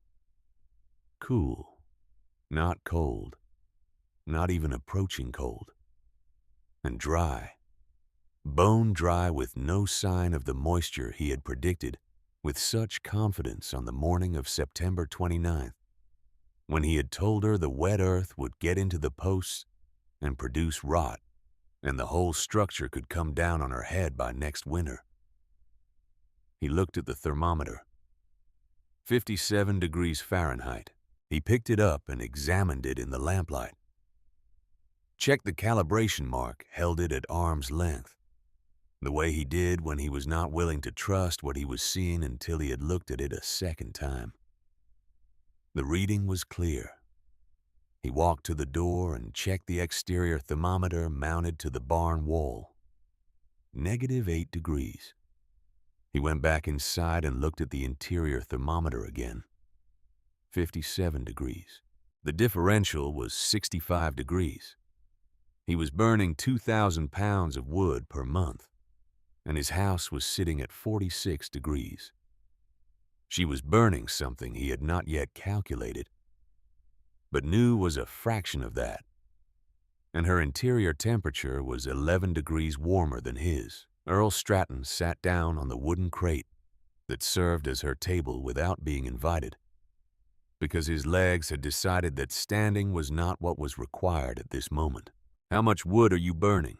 he said. "About 5 pounds per day now," she said. It was higher during the storm. 8 or 9. but the system has stabilized. He did the arithmetic in his head. 5 pounds per day, 35 per week, 140 per month. His own monthly consumption was roughly 15 times that. She was maintaining a temperature 11 degrees warmer than his house on 1/15 of the fuel. He walked to the 2-foot air gap between the sod wall and the original barn timbers and looked at it. Really looked at it this time, not with the dismissal of October, but with the attention of someone who has been wrong and knows it, and is trying to understand exactly how and why. The dead air, the convection barrier, the thermal mass of 3 feet of compressed earth beyond it. He pressed his hand against the inner timber surface again. Dry, not cold. He walked outside. He circled the barn. He dug into the snow on the north face to expose a section of the sod wall. The earth was frozen solid, dense, and impervious 3 feet of compressed thermal mass that had been doing its work for 3 months, while he had been burning through his winter's wood supply at a rate that was going to leave him short before spring. He came back inside. "May I examine the interior?" he said. "You are already inside," she said. He almost smiled. Not quite. He spent an hour looking at everything she had built with the professional attention of a man who had been constructing things for 4 decades and had just encountered something that was better than anything he had ever seen. He asked about the foundation trench and the gravel drainage. He asked about the course spacing and the perpendicular ties. He asked about the air gap dimension and whether she had considered varying it. He asked about the stove placement and the pipe angle and the choice of partition materials. Clara answered every question. She answered them the way she answered everything, with precision and without elaboration, giving him exactly what he asked for and trusting him to know what to do with it. Finally, he sat back on the crate. "I called you the tomb builder," he said, "not to your face. But I said it." She looked at him without expression. "I told everyone you were building something that would collapse or rot or kill you. I said it in front of men who were listening and who repeated it. I bet $50 in the trading post that you would not survive to January." He paused. The words were not easy. They were the words of a man who had been wrong about something that had cost people things he could not give back. "I lost the bet." He said it plainly. "And I lost more than the bet. I lost every argument I made in October. Everything I told you about moisture and structural risk and the weight of the earth on unbraced walls." He gestured at the space around them, the dry timber, the sound posts, the warm air. Every one of those things was wrong. Clara looked at him for a long moment. The lamp between them cast its steady light.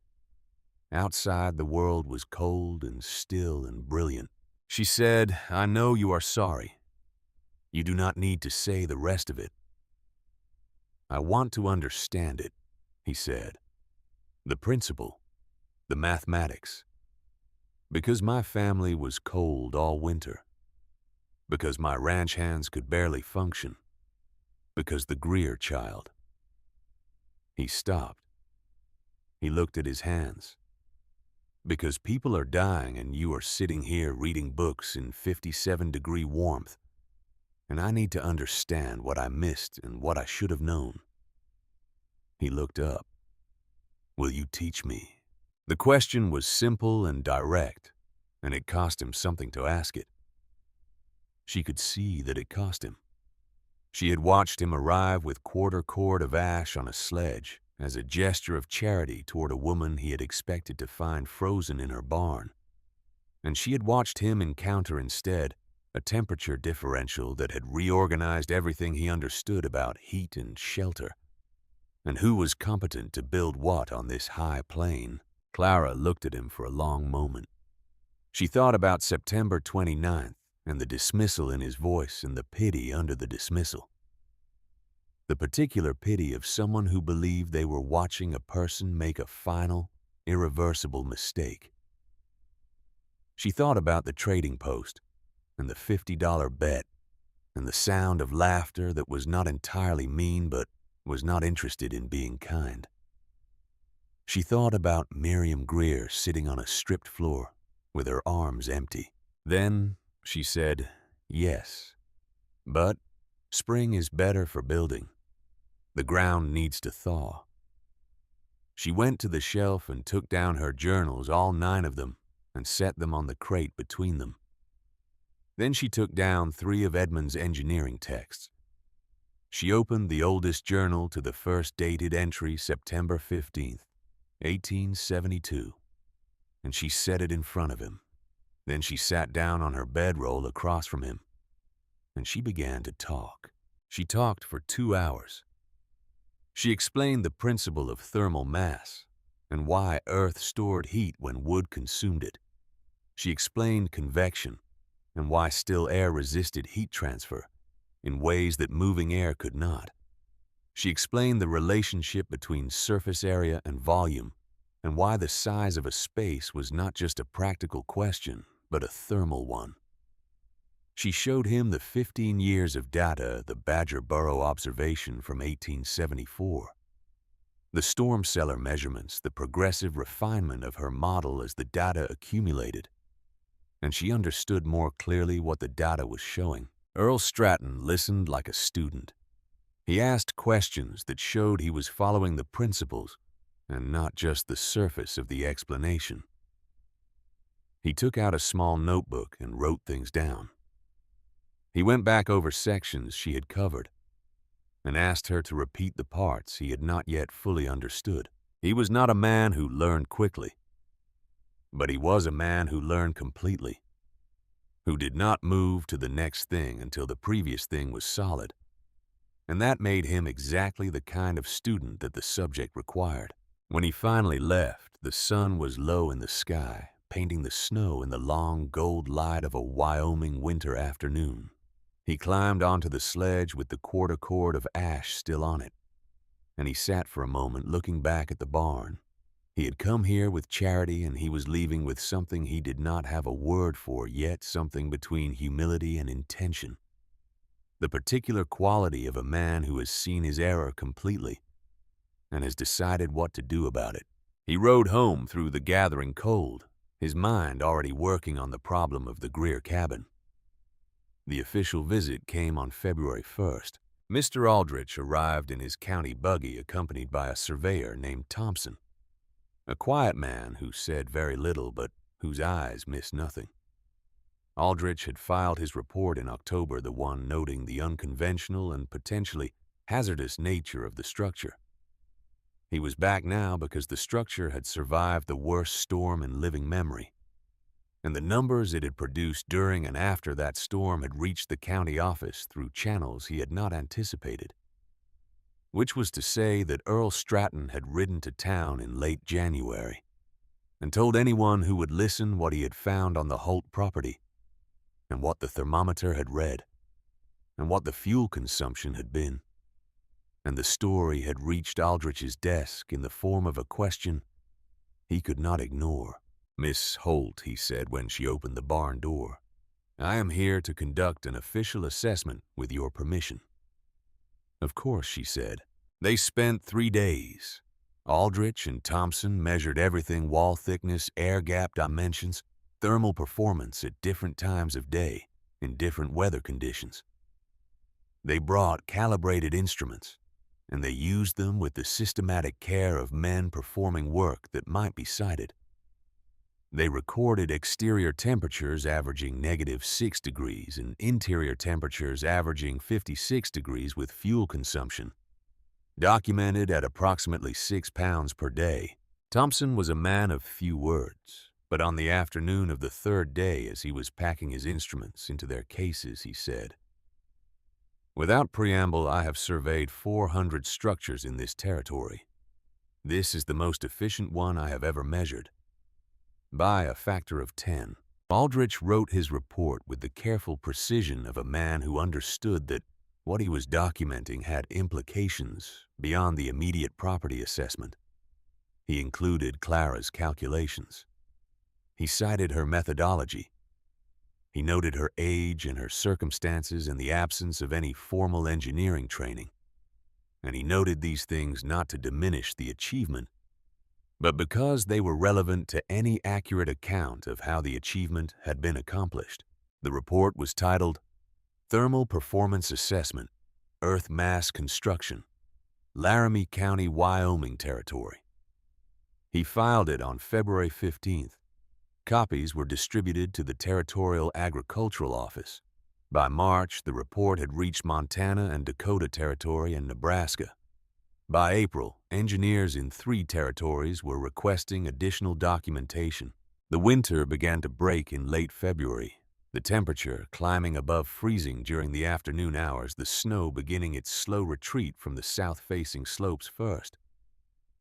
The valley counted its losses. 7 people dead in total. Emma Greer was the youngest. An old man named Horvath, who had lived alone, was found when his neighbors dug out the road and came to check on him. 5 others scattered across the territory, all in cabins, all in structures that had lost the argument with what January had asked of them. Earl Stratton came to Clara on the first day of March. He came with a plan already formed, which was his way of coming to things, having done the preliminary work before asking for what he needed. "The Greers want to build," he said. "I'm going to help them, but I need you to advise."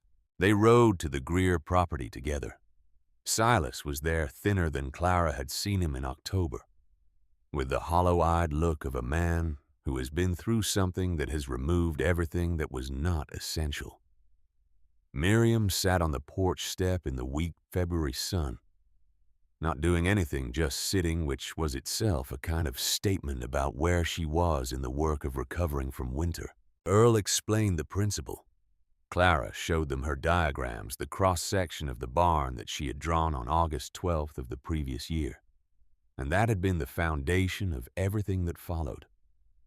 They proposed a simplified version for the Greer cabin, just the north wall 2 feet thick instead of 3, which would provide an R value of approximately 25 instead of 40, but would make a measurable difference in a space as small as the Greer cabin. Silas listened. When they finished, he said, "Will it work?" Clara said, "Yes." "Will it keep my family warm?" She looked at him. "Yes." Silas looked at his wife. Something passed between them. Not words, the particular communication of 2 people who have been through something together that nothing else could have prepared them for. Then he looked back at Clara. "We will do it," he said. They started in mid-March when the ground had softened enough to cut. Earl brought 2 of his ranch hands to help. Clara came 3 days per week to check the work, answer questions, solve the problems that arose in the field, when what you were building met the actual conditions of the earth, rather than the theoretical conditions of a diagram. The work went faster with 4 people, and the right tools and the knowledge of what they were doing, as opposed to 1 woman alone in September, with a homemade leverage system. The north wall was complete in 3 weeks. By the time they finished, 6 other families had come to watch. And the watching was a different kind of watching than the watching from the county road in October. Not the speculative observation of people deciding whether to laugh, but the serious attention of people who needed what they were seeing. Earl stood on the Greer porch on the day the wall was completed, and he spoke to the small crowd that had accumulated the way a man speaks when he has thought carefully about what he wants to say and is going to say it regardless of how it sits with his own history. He said, "I was wrong about this." He said it plainly, without qualification or elaboration, the way you say things when you want the sentence to stand on its own weight. He gestured toward Clara, where she stood at the edge of the crowd. "I told her she was building a tomb." I bet money she would be dead by January. I was wrong about all of it, and people in this valley suffered for what I got wrong." He paused. "She is the most careful builder I have ever known, and I have been building on this plain for 40 years. If you want to survive next winter with less wood and more warmth, and your family intact, you will listen to what she has to say." The adoption moved through the valley, the way good ideas move when they are demonstrated, rather than argued by example and by evidence by the visible fact of what the Holt barn had done in January and what the Greer north wall was going to do next winter. By summer, 7 families had started projects. Some built full enclosures. Others did partial walls, just the north and west faces the directions that mattered most. The complexity varied, but the principle was consistent. Earth and air and thermal mass applied in whatever form the site and the resources and the available labor permitted. Clara consulted on every one.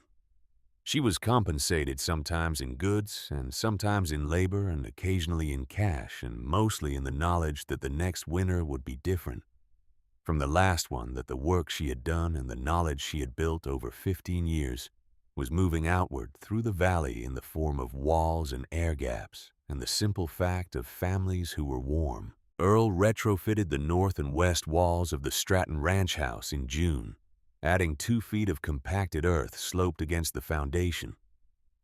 The work taking 2 weeks and costing almost nothing except labor. When he checked the interior temperature the following November against outside conditions matching what he had recorded the previous November, the differential had increased by 30 degrees. Helen Stratton stood in the front room of her house and looked at the thermometer reading, and wept with the quiet relief of a woman who had been cold for many winters and was now being told that cold was a problem that had been solved. The winter of 1888 to 1889 was milder than the previous year, but it was still Wyoming and still December and still January. And the numbers that mattered were not the numbers of that winter's temperature, but the numbers of its outcomes. 0 cold-related deaths in the valley. 0. Families that had burned 2 cords per month through the previous winter were burning half a cord. The money not spent on firewood went to livestock and equipment, and seed the reinvestment of survival into the possibility of something beyond survival. People remembered where it had come from. In October of 1888, Aldrich filed a supplementary report to the Territorial Agricultural Office, this one titled Recommended Methods for Winter Shelter Fortification, and the subtitle read, The Holt Method of Earth Mass Construction. The report was distributed to every county in the territory, and from there to Montana and Dakota and Nebraska and Colorado. By 1892, 100 structures across the Great Plains used some variation of the technique. The bulletin cited Clara by name. It noted that she had designed and implemented the system at age 63 alone without formal engineering training. She became briefly known, the way people became known in that period, and that place through the circulation of documents and the memory of the people who had seen the thing itself. A journalist from Cheyenne came to interview her in the spring of 1889. He wanted the story of triumph of defiance of a widow standing alone against a winter that had killed 200 people across the Great Plains. He wanted the version that had a shape and a meaning that fit within the space of a newspaper column. Clara answered his questions politely and precisely. She gave him the data. She gave him the thermal calculations. She gave him the specific R values and the air gap dimensions and the fuel consumption figures. When he asked how she had survived, she said, "I paid attention. I did the math. The earth is warmer than the wind. This is not new. It is just correct."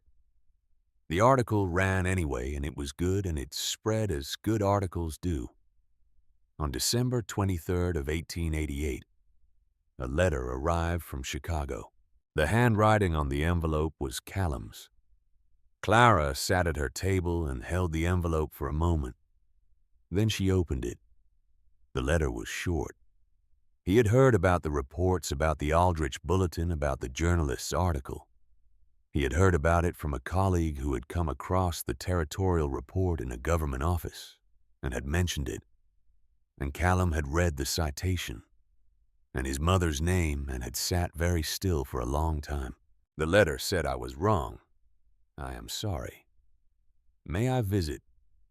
He came on December 26th, riding the train from Chicago to Cheyenne, and then a stage to the valley through roads that were passable this December. In a way, they had not always been passable, a fact that was related in ways Callum did not yet understand to the work his mother had done, and the knowledge that had moved through the valley over the previous 12 months. He walked into the barn. The warmth hit him the way warmth hits a person who has been outside in the cold, immediately and completely, the air wrapping around him like something physical. He stopped. He looked at the interior thermometer, 58 degrees. He looked at the stove, which was burning at a level he could see was minimal 2 or 3 logs at most. He looked at the woodpile, still substantial despite the weeks of winter already past. Then he looked at his mother. Clara was sitting at her table with a book open in front of her and a cup of coffee. She looked rested. She looked warm. She looked exactly like someone who had spent the past 15 months exactly where she had chosen to be, doing exactly what she had chosen to do, and who had been right about all of it. He said I was wrong. He said it simply the way his mother answered questions without excess and without apology, just the fact of the thing. I doubted you. I should not have. Clara stood up and crossed to him and held him for a moment. Her son, who was 42 years old and had left her $12 and a note telling her she would be dead before Christmas. She held him the way you hold someone when you are glad they came, and you are also entirely at peace with what happened in between. You gave me $12, she said. That helped. He looked at her. How did it help? He was genuinely asking. She told him about the $12 under the floorboard, about how she had read his note and folded it and put it back and gone to get the shovel, about how the existence of the money had been in some way she had never fully analyzed, a kind of anchor, the knowledge that she could always leave if the numbers stopped working, which meant she never needed to wonder about leaving because the numbers had never stopped working. Callum stayed through January. He helped Earl Stratton with the south wall reinforcement. The older man had been planning since summer. He learned the technique from Clara and from Earl together, the two of them teaching him from different directions, the theoretical from his mother and the practical from the man who had been building on this plain for 40 years and who had decided that learning the right thing late was better than continuing to do the wrong thing with conviction. When Callum left in February to return to Chicago, he took plans with him drawn in Clara's precise hand, annotated with her notes, the full system documented, as completely as the 9 journals and the 17 engineering texts had allowed her to document it. Spring came to the valley with the particular generosity it shows after a hard winter, the temperature climbing in steps, the snow retreating from the south-facing slopes. First, as it always did, the creek running clear and high with the melt. The cottonwoods along the creek bottom put out their first leaves in April, tentative and pale, and by May they were full and green and throwing the particular shifting shadows that meant summer was coming, and the long argument with cold was temporarily suspended. On the evening of May 15th, Clara sat alone in the barn for the last time that spring. She would be moving back to the cabin for summer, which she did every year. The barn returning to its function as a barn, and her life redistributing itself between the two structures, the way it always had and would, until she built the house she had been thinking about since February, the one she had begun designing in the back pages of the 9th journal, the permanent structure that would incorporate everything she had learned about earth and air and thermal mass into something built from the beginning to be a home, rather than adapted from an existing barn. She sat at the crate table in the last light of an afternoon that was warm enough to leave the door open. The air came in from outside, mild and smelling of new grass and creek water, and the particular freshness of Wyoming in May, the freshness of country that has been through a hard winter and has come out the other side. She opened the oldest of her 9 journals. September 15th, 1872, arrived. Temperature at arrival 68 degrees Fahrenheit, wind from northwest. Edmund says this land will break you if you let it. I intend not to let it. She turned to the last page she had written on January 15th of the previous year, the day the storm ended, and she had walked to Miriam Greer and sat on a stripped floor and said the only thing that could be said. Then she turned to the first blank page. She picked up her pen. She wrote the date. May 15th, 1889. Then she wrote, "What I have learned." She sat for a moment, the pen in her hand, the open journal in front of her, the barn around her with its earth walls and its air gap, and the 15 years of observation and calculation embedded in every decision she had made about its construction. Then she wrote what she had been working towards since the morning in 1874, when she had crouched at a badger burrow in the east pasture with a thermometer. The earth does not fight the cold. It does not burn against it or argue with it or try to outlast it with force. It simply holds what it has been given and gives it back when it is needed. This is not cleverness. It is not invention. It is what the earth does because it is the earth. Because mass holds warmth and depth, holds stability. And the things that endure are the things that understand the difference between what can be controlled and what simply needs to be accepted and used. I have been sitting in 57 degrees in a Wyoming January. I have watched a community learn what I know. I have watched the numbers move from the page into the walls of houses and into the warmth of families who are alive because of what the numbers said. This is what 15 years of paying attention looks like. She closed the journal. She set it on the shelf beside the other 8, beside Edmund's 17 volumes, beside the lamp and the matches and the small iron pot.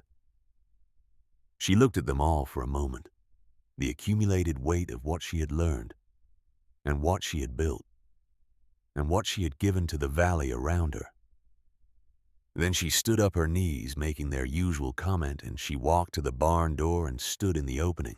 The valley spread out below her in the May evening light, gold and green and enormous, the grass moving in the steady northwest wind, the way it always moved in long, slow waves traveling east, like something that was on its way to somewhere else. The creek caught the light. The cottonwoods along its banks were full and rustling. 3 miles away, she could see the roofline of the Greer cabin above its new north wall, and beyond it, the distant shape of the Stratton ranch house against the hills. Clara stood in the barn door in the evening light of a Wyoming spring, and she was not afraid of next winter. She knew where the warmth was. She had put it there.